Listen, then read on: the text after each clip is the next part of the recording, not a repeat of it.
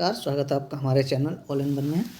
आज की हम लोग की क्लास होने वाली है प्रैक्टिस सेट 7। हम लोग जो 15 प्रैक्टिस सेट का क्लास कर रहे हैं कि 15 प्रैक्टिस सेट 15 दिन और 25 नंबर का अंक सामान्य अध्ययन के लिए जीके जीएस का हम लोग प्रैक्टिस सेट सॉल्व करते हैं।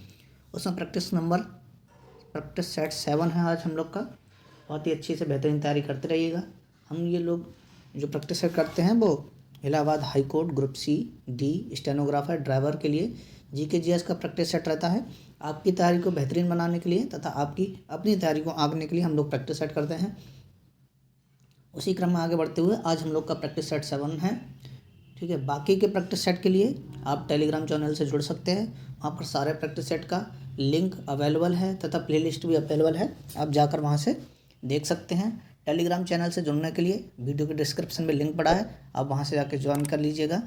आपको सभी प्रैक्टिस सेट की PDF वहाँ पर अवेलेबल हो जाएगी और सारे वीडियो लेक्चर भी अवेलेबल हैं।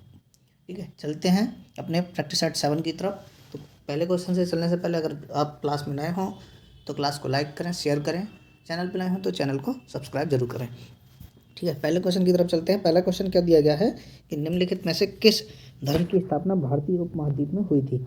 आपको बताना है यहूदी, ईसाई धर्म, इस्लाम या बौद्ध धर्म। तो बौद्ध धर्म की स्थापना जो है वो भारतीय उपमहाद्वीप में हुई थी। भारतीय उपमहाद्वीप में बौद्ध धर्म की स्थापना हुई। तो इसका राइट आंसर क्या हो जाएगा? ऑप्शन नंबर डी हो जाएगा।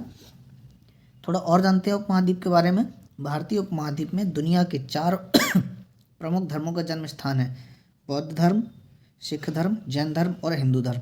ठीक है, आप लोगों को याद रखना है कि अगर और भी कुछ पूछा जाता है तो भारतीय उपमहाद्वीप से 4 प्रमुख धर्मों का जन्म स्थान है। बौद्ध धर्म, सिख धर्म, जैन धर्म और हिंदू धर्म।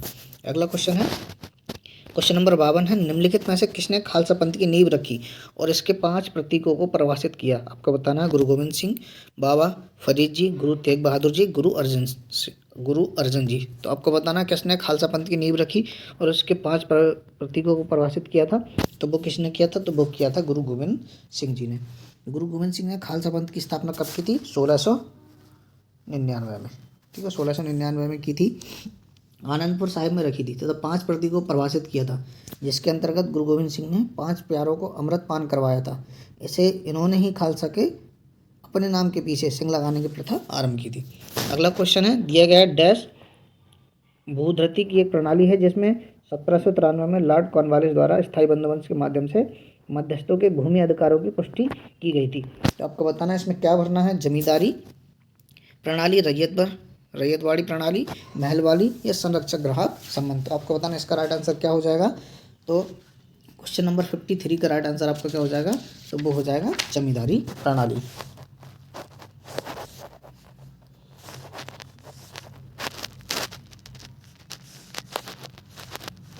इसको जोड़कर पूरा पढ़ लेते हैं। अब पढ़िए, जमींदारी प्रणाली भूधृति की एक प्रणाली है जिसमें 1793 में लॉर्ड कॉर्नवालिस द्वारा स्थायी बंदोबस्त के माध्यम से मध्यस्थों के भूमि अधिकारों की पुष्टि की गई थी। ठीक है, ऑप्शन नंबर ए आपका राइट आंसर हो जाएगा। अगला क्वेश्चन है, क्वेश्चन नंबर 54 दिया गया है, फूलवारों की सैर नियमित रूप से डैश में आयोजित की जाती है। आपको बताना फूलवारों की सैर नियमित रूप से कहाँ आयोजित की जाती है।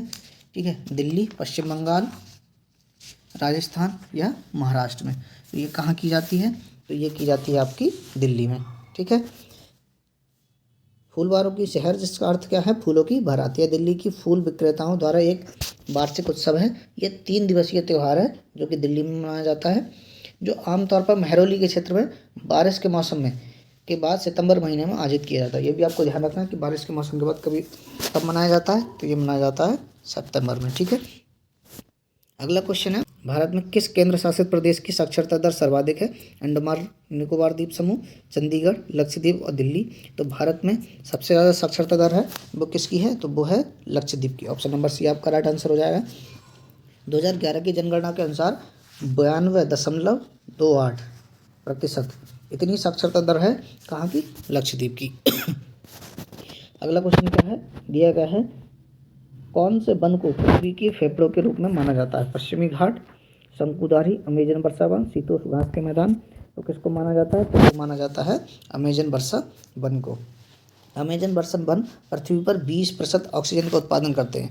ये दक्षिण अमेरिका में स्थित है और Brazil, Colombia, Peru, Bolivia, Venezuela आदि देशों तक फैले हैं। ठीक है, अगला क्वेश्चन है, क्वेश्चन नंबर 57 है, मोन खमेर भाषा समूह डैश से संबंधित है? ऑस्ट्रो एशियाई, द्रविड़, इंडो आर्यन, चीनी तिब्बती।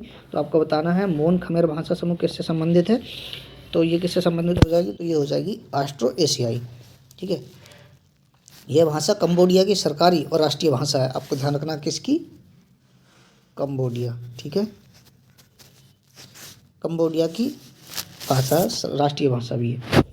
यह भाषा खमेर जाति की भाषा है, ये भी आपको ध्यान रखना है। अगला क्वेश्चन है क्वेश्चन नंबर 58। दिया गया प्रस्तावना के अनुसार भारतीय संविधान अपना अधिकार डैश से प्राप्त करता है? भारत की जनता, भारतीय संसद, ब्रिटिश संसद, भारत का उच्चतम न्यायालय। तो आपको बताना प्रस्तावना के अनुसार भारतीय संविधान अपना अधिकार किससे प्राप्त करता है? तो वो किससे प्राप्त करता है? तो वो करता है भारत की जनता। ऑप्शन नंबर ए। ठीक है, प्रस्तावना के अनुसार भारतीय संविधान अपना अधिकार भारत की जनता से प्राप्त करता है। भारतीय संविधान में प्रस्तावना का आरंभ हम भारत के लोग से होता है, जिसका अर्थ है संविधान को भारत के लोगों द्वारा स्वीकृत किया गया है। अगला क्वेश्चन है क्वेश्चन नंबर 59। भारतीय संविधान की उद्देशिका में अब तक कितनी बार संशोधन किया गया है? 3, 5, 1 या 8? आपको बताना कितनी बार संशोधन किया गया है? तो वो सिर्फ एक बार संशोधन किया गया है। ठीक है, 42वें संविधान संशोधन 1976 के अंतर्गत। कौन सा संशोधन है आपको ये भी याद रखना है। ठीक है, कब किया गया था? 1976 में किया गया था।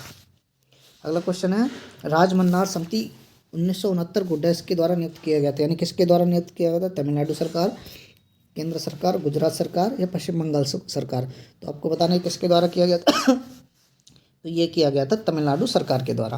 ठीक है, तमिलनाडु सरकार की डीएमके सरकार ने सितंबर 1969 में डॉक्टर पीवी राजमन्नार की अध्यक्षता में 3 सदस्यीय समिति नियुक्त की थी।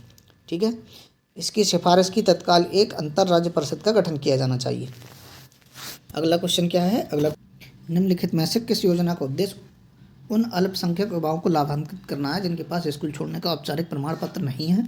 नई मंजिल, मिशन कर्मयोगी, नई रोशनी, प्रधानमंत्री जन विकास कार्यक्रम। तो इसका राइट आंसर क्या हो जाएगा? तो वो हो जाएगा नई मंजिल, ऑप्शन नंबर 1। ठीक है, नई मंजिल सरकार की एक नई पहल है। इसे 8 अगस्त 2015 को पटना, बिहार से लॉन्च किया गया था। कब?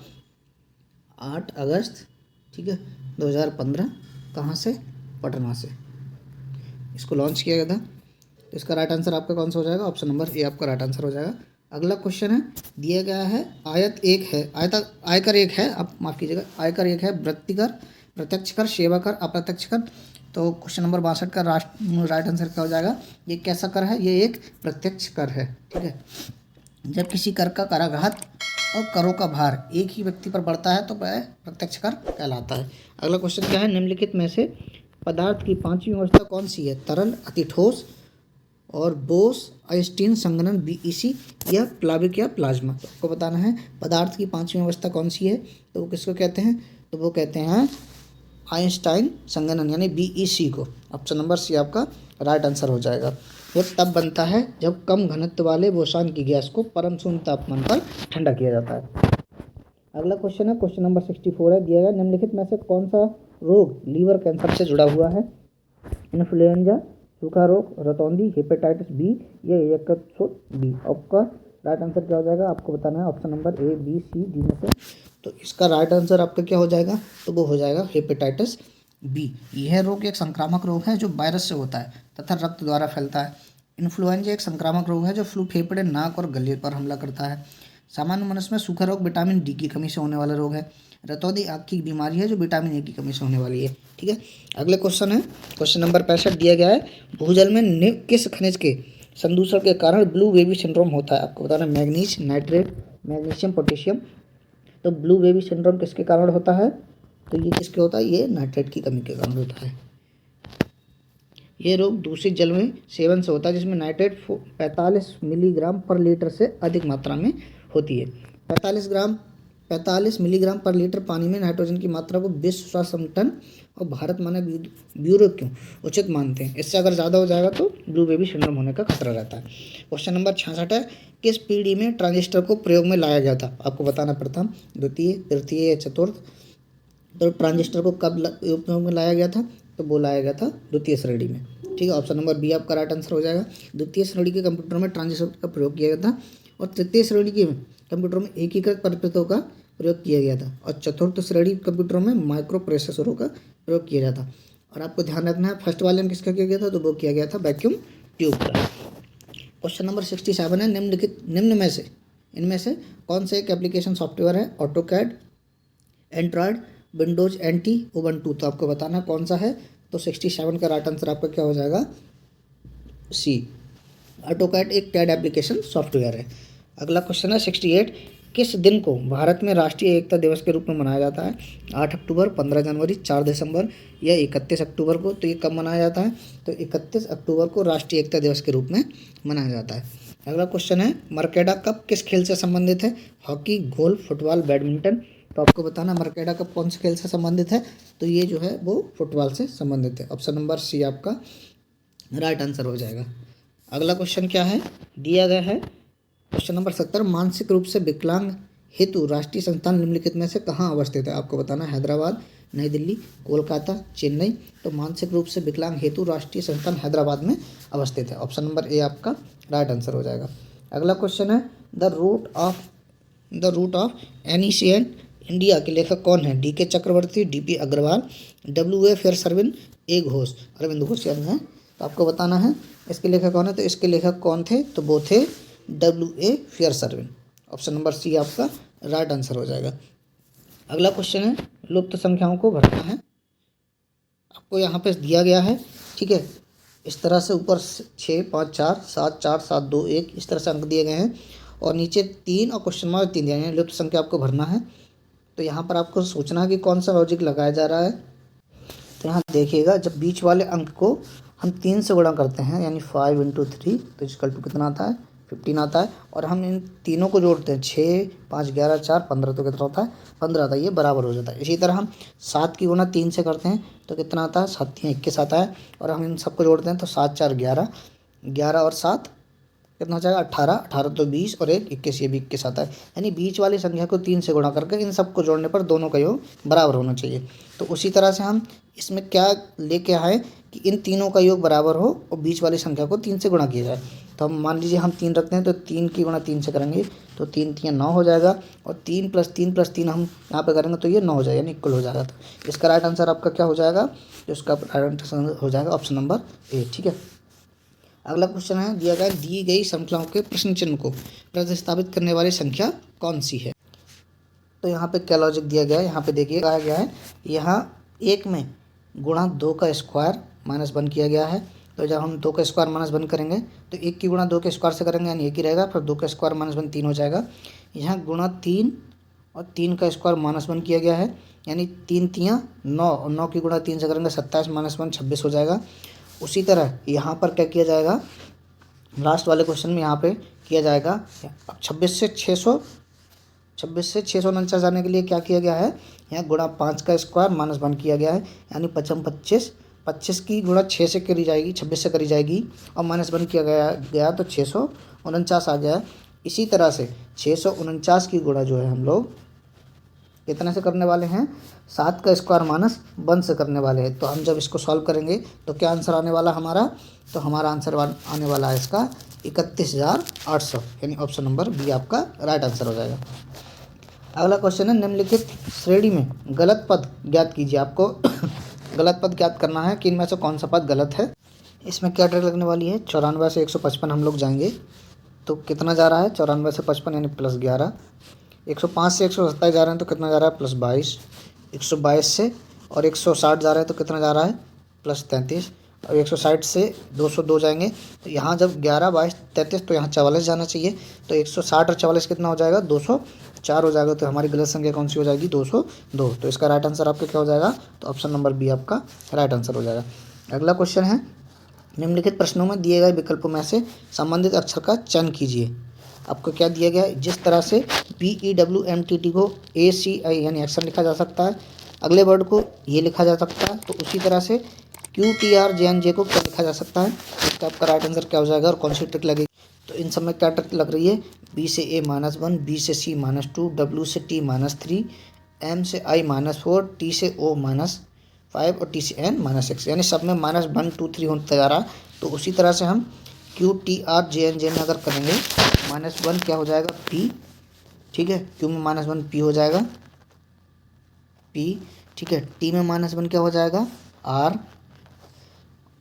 और R में -1 क्या हो जाएगा? O, ठीक है। J में -1 क्या हो जाएगा? F, एन में -1 आई और जेड में -1 टी। तो हमारा क्या राइट आंसर बन जाएगा इसका, तो वो बन जाएगा option number B. Option number B हमारा राइट आंसर हो जाएगा। ठीक है, तो ये थे हमारे 25 क्वेश्चन प्रैक्टिस सेट नंबर 7 के, जो कि हम लोगों ने तैयार किए हैं और आप लोग ने अच्छे से पढ़े भी होंगे। आगे की क्लास बने रहने के लिए हमसे जुड़े रहिएगा। क्लास अच्छी लगी हो तो लाइक कीजिएगा, वीडियो को सब्सक्राइब कीजिएगा। जय हिंद।